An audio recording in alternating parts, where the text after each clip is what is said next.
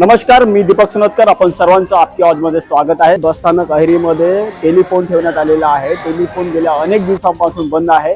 नागरिकांना एखाद्या वेळे बसची स्थिती व वेळ विचारण्याकरता संपर्क साधावा लागतो. गेल्या अनेक दिवसांपासून बंद आहे, त्यामुळे नागरिकांना याचा त्रास सहन करावा लागत आहे. याकडे संबंधित अधिकाऱ्यांनी तात्काळ लक्ष देऊन दुरुस्ती करण्यात यावे, अशा प्रकारची सामान्य नागरिकांची मागणी आहे. चौकशी विभाग आहे या ठिकाणी जे उपस्थित आहेत कर्मचारी, त्यांना आपण विचारूया. सर नमस्कार. किती दिवसापासून हा बंद आहे तुमचं टेलिकॉम? बहुत सारे लोक तुम्हाला संपर्क करतात, मात्र त्या संपर्क दरम्यान त्यांचा संपर्क होत नाही, काही नाही. मात्र तो लँडलाईन पूर्णपणे बंद आहे.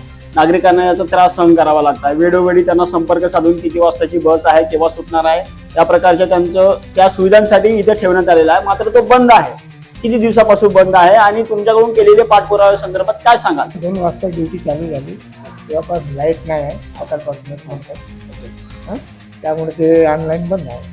नाही, तो आजच बंद आहे का? आजच बंद आहे. आजच बंद आहे म्हणजे फोन चालू आहे वारंवार? हा, वारंवार चालू आहे. पण बहुत साऱ्या नागरिकांची तक्रार आली आहे की तो आम्ही जेव्हा कॉल करतो तेव्हा कुठल्याही प्रकारचं त्यामुळे कव्हरेज क्षेत्राच्या बाहेर आहे किंवा नॉन रिचेबल म्हणून सांगतो. आता ते तुम्हाला आता प्रॉब्लेम का सांगायचा नाही. नाही, तुम्ही ड्युटी करताना तुम्हाला माहितच असेल ना. आता 2 वाजता चालू आहे. ओके, तुमची म्हणजे शिफ्टनुसार ड्युटी आहे. ओके, तर मी आल्यापासून तर लाईट तर आहेच नाही. लाईट तर आज आहेच ना म्हणा एरियामध्ये. हा, तर पण मात्र ही परिस्थिती आजचीच नाही, ही परिस्थिती गेल्या अनेक दिवसापासूनची सुरू आहे. तुमचं तो लँडलाईन केबल बंदच आहे. नागरिकांची वारंवार तक्रार येतात. तुम्ही पाठपुरावा वगैरे केले नाही का? आता माझी ड्युटी असा नाही. मी 2 दिवस होता इथं, फक्त 2 दिवस होता ड्युटीवर चढून इथं बसत आहोत. आता याच्या पहिले का चालू होता बंद होता तेही माहीत नाही. या ठिकाणी असलेले कर्मचारी सांगतात की यांची शिफ्टनुसार ड्युटी आहे, त्यांना या संदर्भात कुठल्याही प्रकारे माहिती नाही.